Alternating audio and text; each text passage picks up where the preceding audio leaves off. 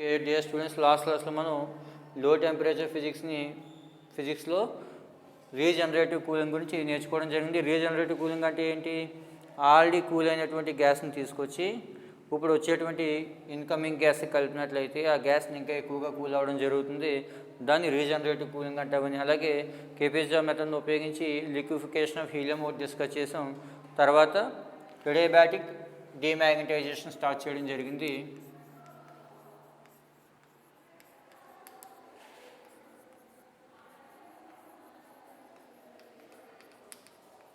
ఏంటి అడియాబాటిక్ డీమాగ్నటైజేషన్ అంటే ఏంటి? ఆల్రెడీ మ్యాగ్నటైజ్ అయినటువంటి ఒక పారామాగ్నెటిక్ మెటీరియల్ని డీమాగ్నటైజ్ చేసినట్లయితే ఆ పారామాగ్నెటిక్ మెటీరియల్ యొక్క టెంపరేచర్లో కొద్దిగా డిక్రీజ్ అయినటువంటి రావడం జరుగుతుంది. దాన్ని అడియాబాటిక్ డీమాగ్నటైజేషన్గా మనం చెప్పడం జరుగుతుంది. అదేనమ్మా అడియాబాటిక్ డీమాగ్నటైజేషన్ అంటే ఆల్రెడీ ఒక పారామాగ్నెటిక్ సబ్స్టెన్స్ని పారామాగ్నెటిక్ మెటీరియల్గా కన్వర్ట్ చేసి దాన్ని డీమాగ్నటైజేషన్ చేసినట్లయితే దాని యొక్క టెంపరేచర్లో డిక్రీజ్ అయినటువంటి రావడం జరుగుతుంది. దాన్ని అడియాబాటిక్ డీమాగ్నటైజేషన్గా మనం చెప్పవచ్చు. అదేనమ్మా when a paramagnetic substance is already magnetized is suddenly demagnetized then fall in temperature is called adiabatic demagnetization. అదేనమ్మా when a paramagnetic substance is already magnetized is suddenly demagnetized. అదేనా ఒక్కసారిగా దాన్ని డీమాగ్నటైజ్ చేసినట్లయితే when fall in temperature దాని టెంపరేచర్లో decrease అయినటువంటి రావడం జరుగుతుంది. దాన్ని అడియాబాటిక్ డీమాగ్నటైజేషన్గా మనం చెప్పవచ్చు. అయితే మనం తీసుకున్న పారామాగ్నెటిక్ మెటీరియల్ యొక్క ఇనీషియల్ టెంపరేచర్ తక్కువ ఉన్నట్లయితే అడియాబాటిక్ డీమాగ్నటైజేషన్ వల్ల తగ్గినటువంటి టెంపరేచర్ మనం కన్సిడర్ చేయొచ్చు. ఒకవేళ ఇనిషియల్ టెంపరేచర్ ఎక్కువగా ఉందనుకోండి ఆ గ్యాస్ది, మనం ఇక్కడ తగ్గిన టెంపరేచర్ని కన్సిడర్ చేయడానికి అవకాశం ఉండదు. ఏమో ఓకే, ఇప్పుడు ఈ అడియాబాటిక్ డీమాగ్నటైజేషన్ ఏ విధంగా జరుగుతున్నటువంటిది ఒక డయాగ్రామ్ ద్వారా ఎక్స్ప్లెయిన్ చేస్తాను. చూడండి, ఇక్కడ ఏ అనేటువంటి ఒక వెసల్ తీసుకోండి.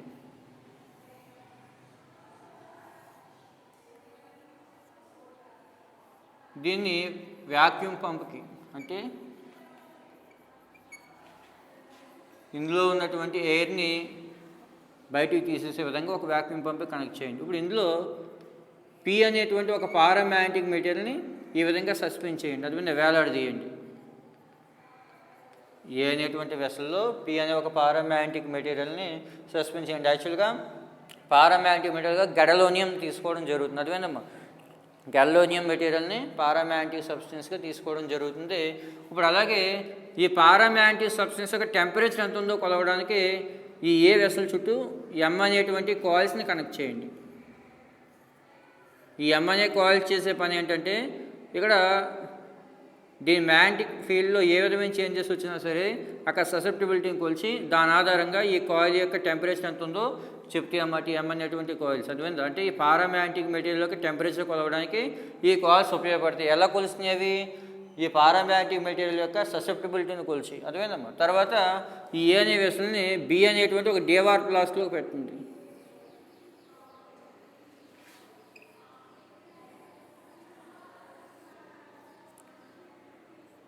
బి అనే ఒక డేవార్ ఫ్లాస్క్లో పెట్టండి ఏ అనే వెసల్ని.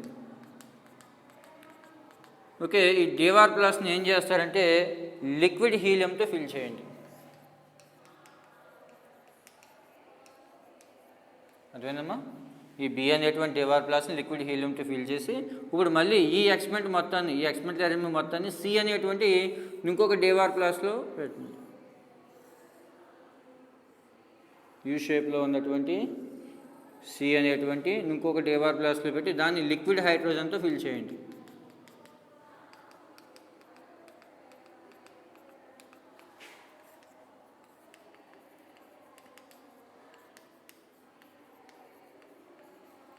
ఓకే, ఇప్పుడు ఏం చేస్తారంటే ఈ ఏ అనేటువంటి వెసల్ని హీలియం గ్యాస్తో ఫిల్ చేయండి. 1K టెంపరేచర్ దగ్గర ఉన్నటువంటి హీలియం గ్యాస్తో ఏ అనే వెసల్ని ఫిల్ చేయండి. అర్థమైంది కదా? ఏ అనేటువంటి వెసల్ని ముందుగా గ్యాస్తో ఫిల్ చేశాను. ఇప్పుడు మ్యాగ్నెటిక్ ఫీల్డ్ స్విచ్ ఆన్ చేశాను. ఈ డేవార్ ప్లాస్క్ మొత్తాన్ని తీసుకెళ్ళి అంటే ఎక్స్పెరిమెంట్ ఎలిమెంట్ మొత్తాన్ని తీసుకెళ్ళి ఏం చేసాం? ఒక మ్యాగ్నెటిక్ ఫీల్డ్లో పెట్టాం. మ్యాగ్నెటిక్ ఫీల్డ్ ఎప్పుడైతే పెట్టామో దీన్ని హీలియం గ్యాస్తో ఫిల్ చేస్తాం. ఇప్పుడు ఏమవుతుంది? పారామాగ్నెటిక్ మెటీరియల్ మ్యాగ్నెట్గా కన్వర్ట్ అవుతుంది. అదేవిధమ్మా ఈ పారామాగ్నెటిక్ మెటీరియల్లో ఎక్స్టర్నల్ మ్యాగ్నెటిక్ ఫీల్డ్ వల్ల ఏమైంది? మ్యాగ్నెట్గా మారి దాని టెంపరేచర్ ఏమైంది? కొద్దిగా పెరిగింది. ఆ పెరిగిన టెంపరేచర్ని ఏం చేస్తుంది? అది హీలియం గ్యాస్కి ఇస్తుంది. ఆ పెరిగిన టెంపరేచర్ని హీలియం గ్యాస్కి ఇచ్చి అది మళ్ళీ మ్యాగ్నెట్గా మారకముందు ఎంత టెంపరేచర్ ఉందో ఆ టెంపరేచర్కి వెళ్ళిపోవడం జరుగుతుంది. ఇప్పుడు ఏం చేస్తారు, హీలియం గ్యాస్ని వ్యాక్యూమ్ పంప్ ద్వారా బయటికి తీసేయండి.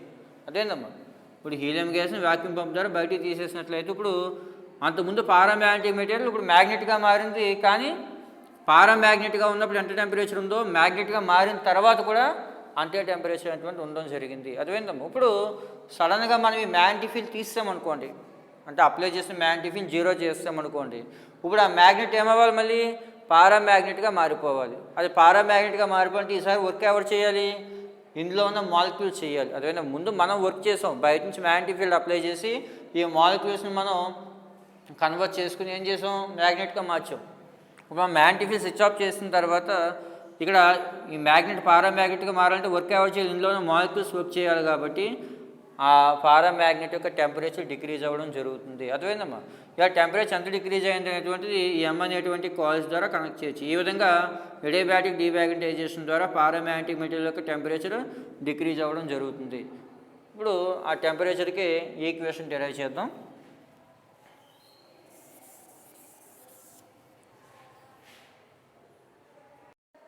ఇప్పుడు చూడండి, ఈ పారామ్యాగ్నెటిక్ మెటీరియల్ని మనం ఎప్పుడైతే మ్యాగ్నెటిక్ ఫీల్డ్లో పెట్టామో అది మ్యాగ్నెట్గా మారడానికి ట్రై చేస్తుంది. అంటే ఇందులో ఉన్న మాలిక్యూల్స్ అన్నీ కూడా ఎక్స్టర్నల్ మ్యాగ్నెటిక్ ఫీల్డ్ డైరెక్షన్లో కన్వర్ట్ అవ్వడానికి ప్రయత్నిస్తాయి. అర్థమైందమ్మా, ఆల్రెడీ ప్రీవియస్ క్లాస్లో మనం చెప్పుకున్నాం. ఒక పారామ్యాగ్నెటిక్ మెటీరియల్ని ఎప్పుడైతే మనం మ్యాగ్నెటిక్ ఫీల్డ్లో పెట్టామో దాని యొక్క మ్యాగ్నెటిక్ మూమెంట్ ఏ డైరెక్షన్ ఉన్నప్పటికైనా సరే మన మ్యాగ్నెటిక్ ఫీల్డ్ పెట్టిన వెంటనే ఏమవుతుంది, దాని యొక్క మ్యాగ్నెటిక్ ఫీల్డ్ అనేది ఎక్స్టర్నల్ మ్యాగ్నెటిక్ ఫీల్డ్ డైరెక్షన్లో కన్వర్ట్ అవ్వడానికి ప్రయత్నిస్తారు. ఇక్కడ ఉన్న మాలిక్యూల్స్ అన్నీ కూడా ఎక్స్టర్నల్ మ్యాగ్నెటిక్ ఫీల్డ్ వైపు కన్వర్ట్ అవ్వడం ప్రయత్నిస్తే ఇక్కడ మనం అప్లై చేసినటువంటి మ్యాగ్నెటిక్ ఫీల్డ్ ఇండక్షన్ బి అనుకోండి. అర్థమైందమ్మా, అలాగే ఇక్కడ ఉన్న ఇంటెన్సిటీ ఆఫ్ మ్యాగ్నెటైజేషన్ ఐ అనుకున్నట్లయితే ఐ వాల్యూ ఎంతకు చేంజ్ అవుతుందట, డిఐకి చేంజ్ అవుతుంది. అర్థమైందమ్మా, ఈ పారామ్యాగ్నెటిక్ మెటీరియల్ యొక్క మ్యాగ్నెటైజేషన్ ఐ అనుకున్నట్లయితే ఐ వాల్యూ ఎంత చేంజ్ అవుతుంది, మా అప్లై చేసిన మ్యాగ్నెటిక్ ఫీల్డ్ వల్ల మ్యాగ్నెటిక్ ఇండక్షన్ వల్ల డిఐ చేంజ్ అయింది అనుకుంటే అక్కడ జరిగిన work DW is equal to ఏం రాయొచ్చు, బి ఇంటూ డిఐ. అర్థమైందా, అక్కడ గ్యాస్కి అయితే డబ్ల్యూ ఈక్వల్ టు పీడీవీ రాసిపోలేం కదా, అలా ఇక్కడ పారామ్యాగ్నెటిక్ మెటీరియల్కి డిడబ్ల్యూ ఈజ్ ఈక్వల్ టు ఏం రాసాం, బీడీఐగా రాయడం జరుగుతుంది. అర్థమైందా, అంటే ఇక్కడ మనం అప్లై చేసిన మ్యాగ్నెటిక్ ఇండక్షన్ వల్ల పారామ్యాగ్నెటిక్ మెటీరియల్ యొక్క ఇంటెన్సిటీ ఆఫ్ మ్యాగ్నెటైజేషన్ ఐ నుంచి డిఐకి చేంజ్ అయింది అనుకున్నట్లయితే డిడబ్ల్యూ ఈజ్ ఈక్వల్ టు ఏం రాయొచ్చు, బీడీఐగా రాయొచ్చు. ఇది ఎప్పుడు మనం బయట నుంచి ఎక్స్టర్నల్గా మ్యాగ్నెటిక్ ఫీల్డ్ అప్లై చేస్తే. ఇప్పుడు ఇదే మ్యాగ్నెటిక్ ఫీల్డ్ని డీమ్యాగ్నెటైజ్ చేసినట్లయితే, స్విచ్ ఆఫ్ చేసినట్లయితే, అదేవిధంగా when the magnetic field is లేదా వెన్ ద సబ్స్టెన్స్ ఈజ్ డీమ్యాగ్నెటైజ్డ్,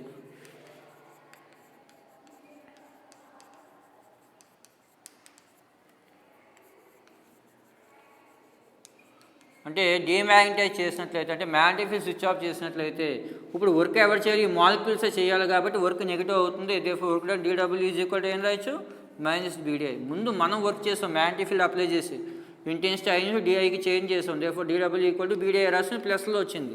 ఇక్కడ వర్క్ బయట నుంచి మనం చేసాం కాబట్టి ఎక్స్టర్నల్ మ్యాగ్నెటిక్ ఫీల్డ్ ద్వారా వర్క్ చేసాం. ఇప్పుడు ఎక్స్టర్నల్ మ్యాగ్నెటిక్ ఫీల్డ్ని ఎప్పుడైతే ఆఫ్ చేసామో ఆ మాలిక్యూల్ ఇనిషియల్ పొజిషన్కి వెళ్ళాలంటే మాలిక్యూల్ వర్క్ చేయాలి.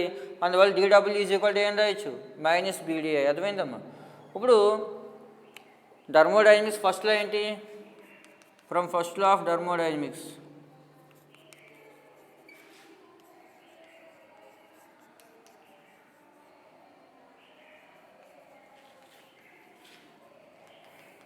డిక్యూ ఈజ్ ఈక్వల్ టు ఏం రాయొచ్చు, డియూ ప్లస్ డిడబ్ల్యూ. అవునా, dQ is equal to dU plus డిడబ్ల్యూ అంటే ఏం రాయొచ్చమ్మా, మైనస్ బీడీఐ. ఇక్కడ మళ్ళీ డిక్యూ అంటే ఏం రాయొచ్చు, టీడీఎస్ రాసుకోవచ్చు కదా. డిక్యూకి థర్మోడైనమిక్స్ సెకండ్ లా ప్రకారం dQ is equal to TdS కాబట్టి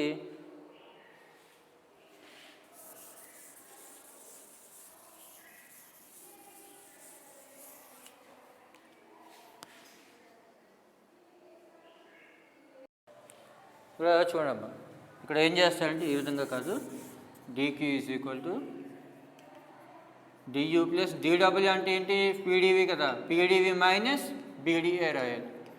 అంతేనమ్మా, థర్మోడైనమిక్స్ ఫస్ట్ లా ప్రకారం మనం ఇచ్చిన heat dQ is equal to dU plus డిడబ్ల్యూ కదా. ఇక్కడ వర్క్ ఎంత తగ్గుతుంది, మైనస్ బీడీఐ తగ్గుతుంది. కాబట్టి therefore dQ is equal to dU plus PdV minus బీడీఐగా రాసుకుని తర్వాత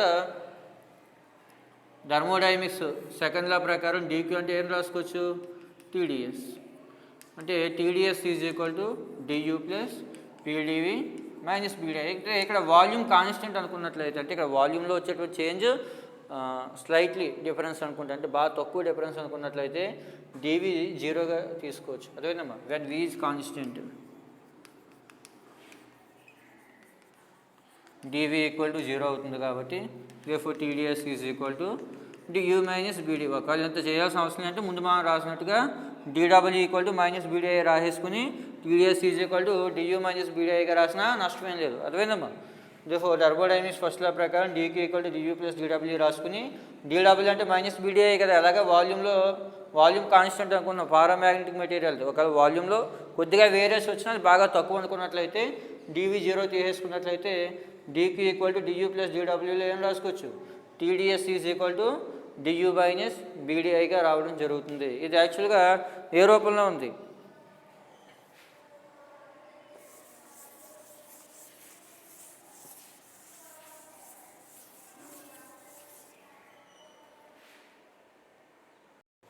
ఇంకా ఇప్పుడు ఏం చేస్తారంటే ఈ ఈక్వేషన్ని TdS is equal to du plus PdVతో కంపేర్ చేయండి. ఈ ఈక్వేషన్ ఈ రూపంలో ఉంది కదా, TdS is equal to du plus PdV రూపంలో ఉంది కాబట్టి, అంటే ఇప్పుడు నెక్స్ట్ వచ్చేటువంటి టైమ్స్లో P బదులు ఏం రాసుకోవాలి, మైనస్ B, V బదులు I రాసుకోవాలి. అదేనమ్మా, ఇక్కడ P బదులు మైనస్ Bని V బదులు Iతో కంపేర్ చేసుకుని ఈ విధంగా రాసుకోవాలి. ఇప్పుడు ఏం చేస్తారంటే మాక్స్వెల్ రిలేషన్స్ తీసుకున్నట్లయితే, మాక్స్వెల్ రిలేషన్ ఎంట్రోపీకి ప్రెజర్కి ఉన్నటువంటి రిలేషన్ ఏంటి మనకి, ∂T_P by ∂PS is equal to ∂V by ∂SP. Okay, Maxwell relation తీసుకోండి. అదేనమ్మా, టెంపరేచర్కి ప్రెజర్కి ఉన్నటువంటి relation ∂T by ∂PS is equal to ∂V by ∂SP తీసుకుని, ఇందులో T బదులు P బదులు మైనస్ B, V బదులు Iని సబ్స్టిట్యూట్ చేసినట్లయితే, ఇక్కడ P అంటే మైనస్ B కదా, అది మైనస్ ముందర రాసుకుని ∂T by ∂P S is equal to into V అన్నట్లయితే అయ్యి కదా, I బై ∂S. అక్కడ ప్రెజర్ కాన్స్టెంట్గా ఉండేస్తే ఇక్కడ మ్యాగ్నెటిక్ ఫీల్డ్ కాన్స్టెంట్గా ఉండేస్తున్నాం కాబట్టి P బదులు B రాసుకోవాలి. అదే minus ∂T by ∂PS is equal to ఏమవుతుంది, I బై ∂SB. ఇంకా ఇక్కడ చూడమ్మా, minus ∂T by ∂BS is equal to I by ∂SB వచ్చింది. ఇప్పుడు ఏం చేస్తారంటే ఈ ఈక్వేషన్ నోమినేటర్ని డినామినేటర్ని కూడా ∂T తో డివైడ్ చేయండి. అంటే minus ∂T by ∂BS is equal to ఏం రాయొచ్చు, I by ∂T by ∂S by ∂TB. అదేనమ్మా. ఇప్పుడు ∂T బై ∂BS వాల్యూ మనం డిటర్మైన్ చేయడానికి ఏం చేద్దామంటే ముందు ∂S by ∂TB value measure చేద్దాం.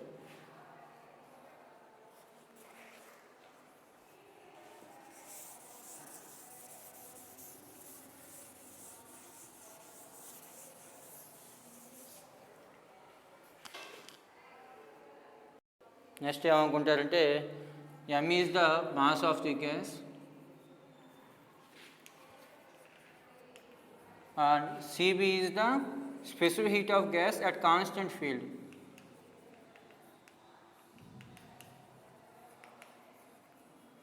At constant field. అదేవిధంగా Cv అలాగో Cp అలాగో Cv అలాగే మరి Cv అంటే ఏంటి, మోలార్ స్పెసిఫిక్ కాన్స్టెంట్ వాల్యూ, అంటే Cv is equal to 1/m dq by dt. అలాగే Cv is equal to molar specific constant volume, Cp equal to 1/m dq by dt. అలాగే Cb equal to ఏం రాయొచ్చు, 1/m dq by dtగా రాసుకోవచ్చు. కాబట్టి ఇక్కడ dq by dt అంటే ఏం రాయొచ్చు, ఇప్పుడు చూడండి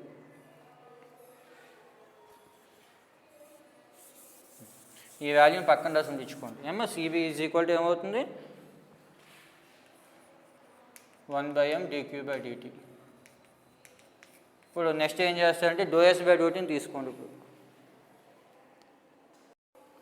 ఈ ఈక్వేషన్ నుంచి ∂S బై ∂T తీసుకున్నట్లయితే ∂S by ∂TB equal to చూడండి మనకి థర్మోడైనమిక్స్ సెకండ్లో అలాగే హీట్గా ఉన్నటువంటి రిలేషన్ అంటే ∂Q is equal to T del S కదా, del Q is equal to T del S కదమ్మా. దానికి del S by del S అంటే ఏం రాసుకోవచ్చు అప్పుడు, డో క్యూ బై టీ రాసుకోవచ్చు కదా. 1/t బయట రాసుకోండి, del Q by do T B అవుతుంది. అదేనమ్మా ఇక్కడ చూడండి, ఇక్కడ ఈ ఈక్వేషన్లో del S by do T B find out చేయడం కోసం del S by do T B equal to ఏం రాయొచ్చు, డో ఎస్ అంటే del Q is equal to T del S కాబట్టి del S is equal to ఏమవుతుందమ్మా, del Q by T అది రాసాం. అంటే 1/t బయట రాసుకుని డో క్యూ లోపల రాసుకుని del Q by do T బీగా మనం రాసుకోవచ్చు. ఇప్పుడు ఈ ఈక్వేషన్ నుంచి del Q by do T అన్నట్లయితే ఏం రాసుకోవచ్చు, సిబిఎం రాసుకోవచ్చా, సిబిఎం బై టీ రాసుకోవచ్చు కదా. అప్పుడు డో క్యూ అంటే ఈక్వేషన్ నుంచి ఏమవుతుంది, CB equal to 1/m del Q by do T కదా. దాని నుంచి del Q by do T equal to CBM రాయొచ్చు. అంటే del S by do T B is equal to ఏమవుతుందమ్మా, CBM by T వచ్చింది. ఇప్పుడు ఆ వాల్యూని ఇక్కడ సబ్స్టిట్యూట్ చేయండి. therefore minus do T by do BS is equal to ఏం రాయొచ్చు, do I by do T by CBM by T. అదేనమ్మా.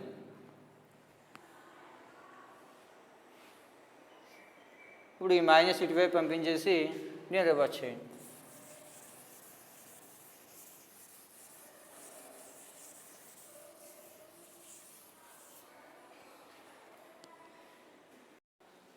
therefore del T by do BS is equal to minus do I by do T into T by MCB.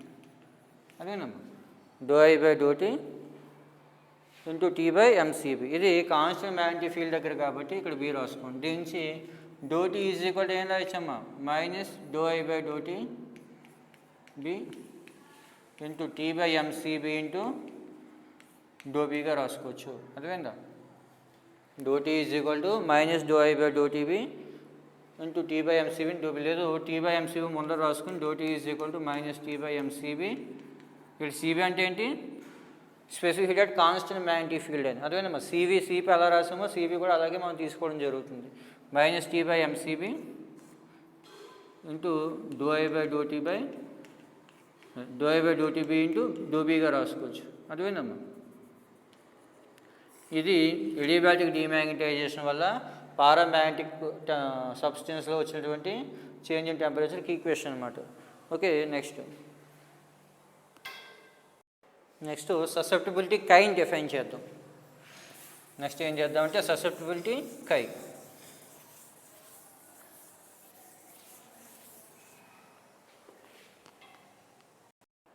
Okay, next వచ్చి susceptibility.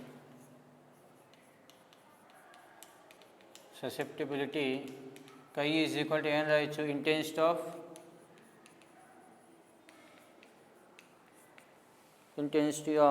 magnetization of specimen.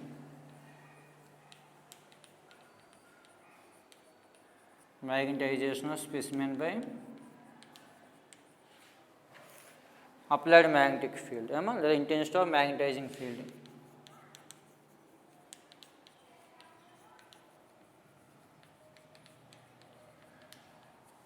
అంటే చూడండి, ఇక్కడ ఒక పారామ్యాగ్నెటిక్ material తీసుకున్నాం. దీనికి బయట నుంచి అప్లై చేసిన మ్యాగ్నెటిక్ ఫీల్డ్ ఉంది కదా, దానికి ఉండేటువంటి intensity of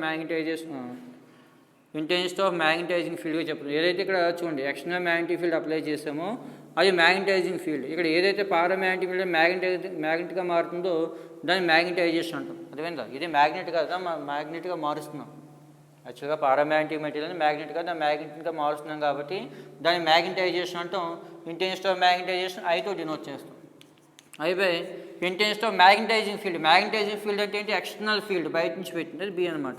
therefore susceptibility I equal to ఏం రాయొచ్చు, ఐ బై బి. అర్థమైందా, అయస్కాంతీకరణ తీవ్రత బై పదార్థ అయస్కాంతీకరణ తీవ్రత బై అయస్కాంత స్కేతర తీవ్రత అంటాం. అయస్కాంతీకరణ తీవ్రత అంటే ఇది అయస్కాంతంగా మారిన తర్వాత వచ్చిన తీవ్రత ఐ అనమాట. ఇది మ్యాగ్నెట్గా మారిపోయిన తర్వాత దీనికి వచ్చే intensity I by applied field అంటే మ్యాగ్నటైజింగ్ ఫీల్డ్ అంతా బి. అందువల్ల ఐ ఈక్వల్ టు ఏం రాయొచ్చు, ఐ బై బిగా రాసుకోవచ్చు.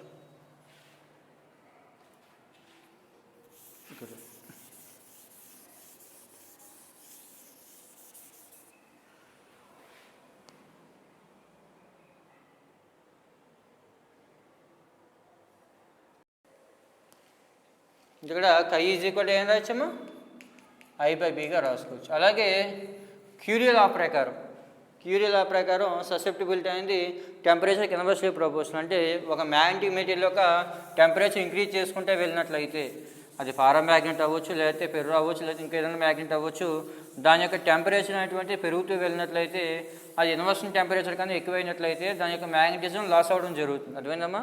ఒక మ్యాగ్నెటిక్ మెటీరియల్ మీరు హీట్ చేసుకుంటే వెళ్తే అది క్యూరీ టెంపరేచర్ని క్రాస్ అయింది అనుకోండి, అది ఆ మ్యాగ్నెటిజం లాస్ అవ్వడం జరుగుతుంది. ఆ టెంపరేచర్ మనం ఇన్వర్షన్ టెంపరేచర్గా చెప్పడం జరుగుతుంది. అర్థమైందమ్మా? కై ఇన్వర్స్లీ ప్రపోర్షనల్ టు టెంపరేచర్. అంటే ఇక్కడ టెంపరేచర్ రేజ్ అవుతూ వెళ్తున్నట్లయితే ఓ పారామ్యాగ్నెటిక్ మెటీరియల్ దాని యొక్క మ్యాగ్నెటిజం లాస్ అవుతుంది. ఆ టెంపరేచర్ క్యూరీ టెంపరేచర్ అంటాం. అర్థమైందా? అంటే కై ఇన్వర్స్లీ ప్రపోర్షనల్ టెంపరేచర్ అనే కదా.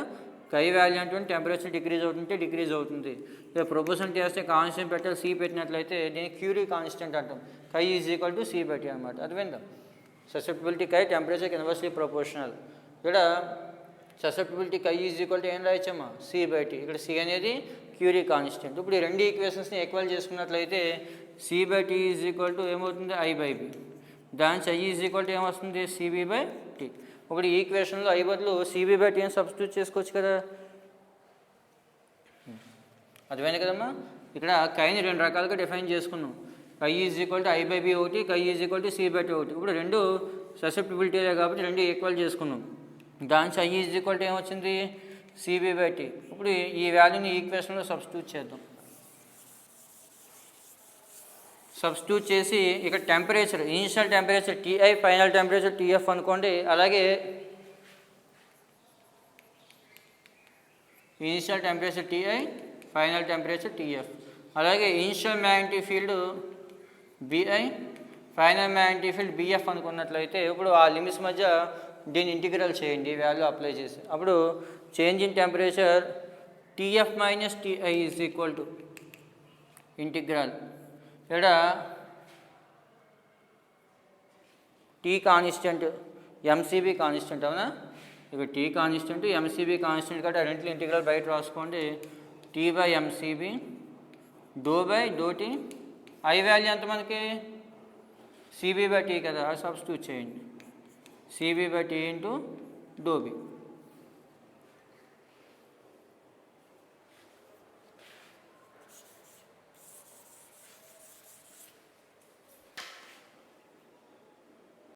ఓకే, ఇప్పుడు ఏం చేస్తారంటే ఇందులో CBలో అనేటువంటి డిఫరెన్షియేషన్ సంబంధం లేదు కాబట్టి వాటిని బయట తీసుకోండి. అంటే -T/MCB ఇంటిగ్రల్. ఇక్కడ లిమిట్స్ ఏంటి మనకి BI to BF. Magnetic field అనేది BI నుంచి BF చేంజ్ అవుతుంది అనుకోండి. ఏమా అక్కడ limits BI to BF apply చేసి దీన్ని ∂T/∂T ఇంటూ 1/T. C కూడా కాన్స్టెంట్ కాబట్టి ఇంటిగ్రల్ బయట రాసేయండి. CT/MCB. ఏమా ఇక్కడ చూడండి, C అంటే క్యూరీ కాన్స్టెంట్, CB అంటే ఏంటి specific heat at constant magnetic field. అది C సఫిక్స్లో B, అర్థమైందా? C ఇంటూ B కాదు, ఇంటూ B/B. దాని ఒక బ్రాకెట్లో రాసుకోండి. ఇప్పుడు డిఫరెన్షియేషన్ 1/T అంటే ఏం రాసుకోవచ్చు -1/T². ఇక్కడ T కాన్స్టెంట్. అవునా? అందుకు దాన్ని బయటికి తీసుకొచ్చేసారు అనుకోండి.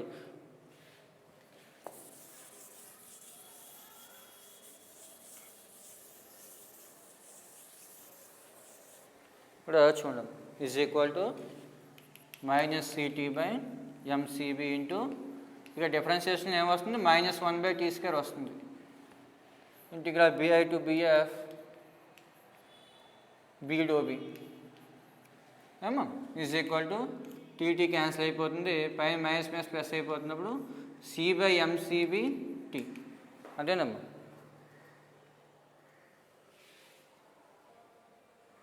C/MCB/T.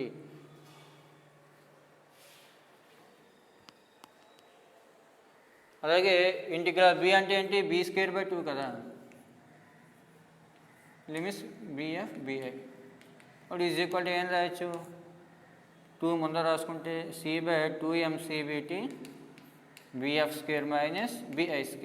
ఇదంటే ఏంటి change in temperature TF minus TI is equal to. అదేనమ్మా TF minus TI is equal to ఏమొచ్చింది C/2MCB/T into BF² minus BI². అర్థమైందా? ఇప్పుడు నెక్స్ట్ మనకి ఫైనల్గా మ్యాగ్నెటిక్ ఏం చేస్తున్నాం, జీరో చేస్తున్నాం అన్న. ఇన్స్టాగా మ్యాగ్నెటిక్ అప్లై చేసి పారామ్యాగ్నెటిక్ మెటీరియల్ అనేటువంటిది మ్యాగ్నెట్గా మారిన తర్వాత దాన్ని డీమ్యాగ్నటైజ్ చేస్తున్నాం, అంటే బిఎఫ్ అనేటువంటి జీరో చేస్తున్నాం. బిఎఫ్ ఎప్పుడైతే జీరో చేసామో ఈ వాల్యూ మైనస్లో రావడం జరుగుతుంది. ఓకే, చూడండి. అలాగే ఇక్కడ C/Mని సమ్ కాన్స్టెంట్ K అనుకోండి.